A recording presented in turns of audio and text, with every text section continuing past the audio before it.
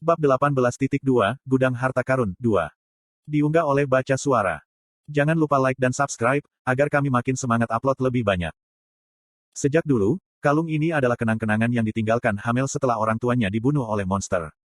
Sekarang dia telah bereinkarnasi, Yujin tidak merasakan kesedihan yang tersisa untuk tragedi ini dari kehidupan sebelumnya.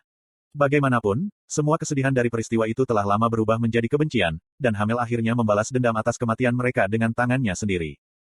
Namun demikian, Hamel terus memakainya di lehernya sampai hari dia meninggal. Bukannya ada ketidaknyamanan yang bisa didapat dari berjalan-jalan dengan kalung itu dan tidak pernah ada alasan khusus baginya untuk melepasnya. Dia mengira kalung ini telah dikubur bersamanya. Atau setidaknya begitulah seharusnya. Yujin berdiri di sana, memegang kalung itu cukup lama. Keadaan lumpuhnya adalah karena dia tidak mengerti apa yang dilakukan kalung itu di sini. Bisakah Vermont mengambil tubuhku dari Helmut? Tapi tak satu pun dari senjata yang Hamel miliki disimpan di brankas harta karun ini. Satu-satunya hal di sini yang terhubung dengan Hamel adalah kalung usang ini. Yujin mendengus ketika tangannya melingkari kalung itu.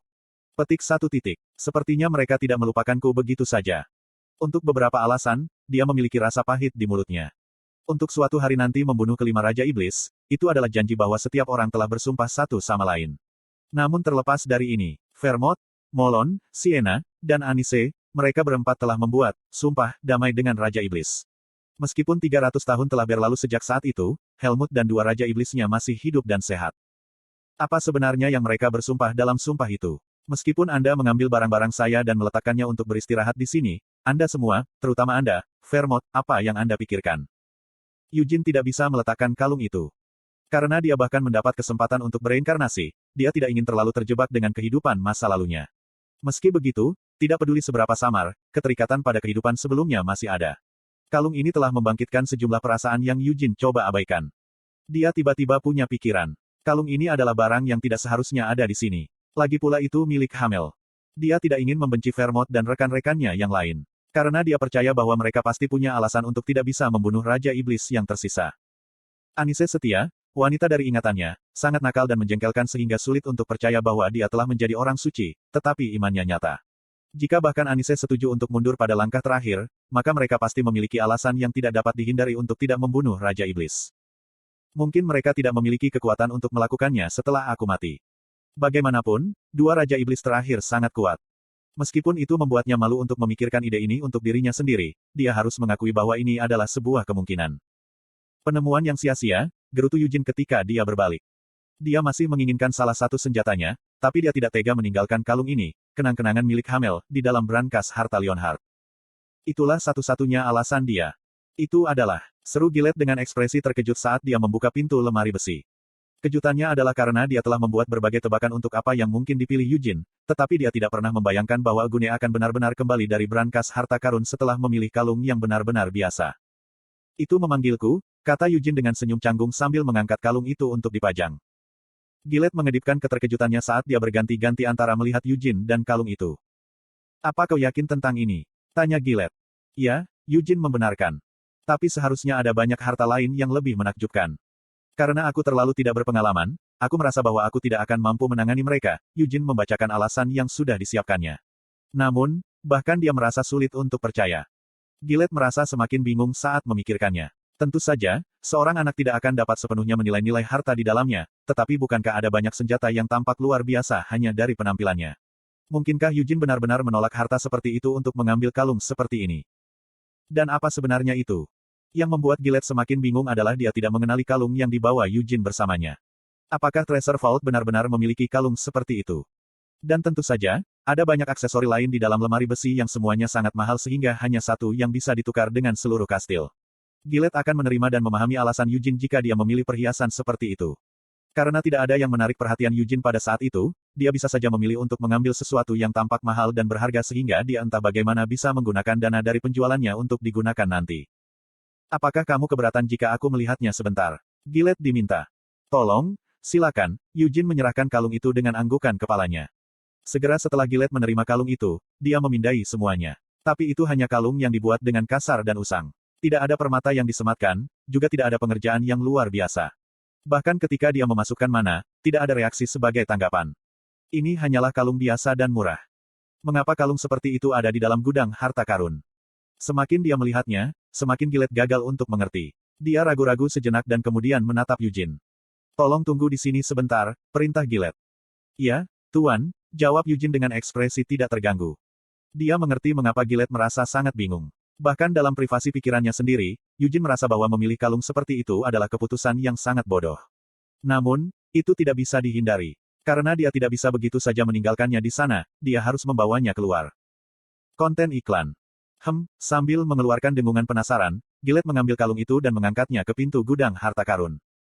Segala sesuatu di dalam brankas, kehormatan dan kemuliaan yang telah dikumpulkan klan selama 300 tahun, telah dicatat oleh keajaiban brankas harta karun. Ini cukup, sebuah misteri.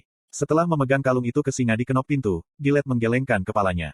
Kalung ini bukan item yang telah didaftarkan oleh gudang harta karun. Apa artinya? Eugene bertanya. Persis apa yang saya katakan. Ini bukan harta Leonhardt. Ini adalah item yang seharusnya tidak ada di sana. Tapi kenapa ada di sana? Itulah mengapa saya mengatakan itu cukup misteri. Saya tidak ingat pernah meninggalkan kalung ini di dalam sana. Di mana Anda menemukan ini? Petik 2. Di sudut dalam rak. Mungkinkah item ini ditinggalkan oleh patriark sebelumnya? Tetapi jika itu masalahnya, maka itu seharusnya didaftarkan oleh sihir gudang harta karun. Petik 2. Mungkin saja patriark sebelumnya baru saja kehilangannya di dalam sana, Eugene menawarkan sebagai penjelasan. Haha, Gillette tanpa sadar tertawa terbahak-bahak. Ayahku, patriark sebelumnya, bukanlah orang yang ceroboh. Dia juga bukan tipe orang yang akan memainkan lelucon aneh seperti itu. Petik 2. Eugene hendak bertanya mengapa Gillette tidak hanya bertanya kepada patriark sebelumnya secara pribadi, tetapi kemudian dia ingat dan menghentikan dirinya sendiri.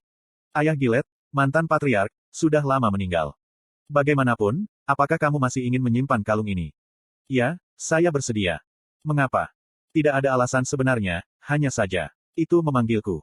Kalung ini sepertinya tidak berharga. Itu juga tidak memiliki pesona. Jadi bahkan jika kamu menjualnya, kamu bahkan tidak akan bisa membeli pedang panjang yang murah. Itu benar sekali, pikir Eugene setuju saat dia menganggukkan kepalanya. Tapi aku masih ingin menyimpannya, adalah apa yang akhirnya Eugene katakan. Kamu benar-benar sangat istimewa, komentar Gillette. Aku sudah sering mendengar itu dari ayahku sejak aku masih muda. Jika kamu benar-benar ingin menyimpan kalung ini, maka mau bagaimana lagi? Namun, saya tidak bisa membiarkan Anda memilikinya segera. Karena asal-usul item ini tidak diketahui, saya harus meminta Lovelian untuk memeriksanya. Sebuah pemeriksaan. Betul sekali. Meskipun saya telah memeriksanya sendiri, saya tidak benar-benar memiliki keterampilan dalam sihir.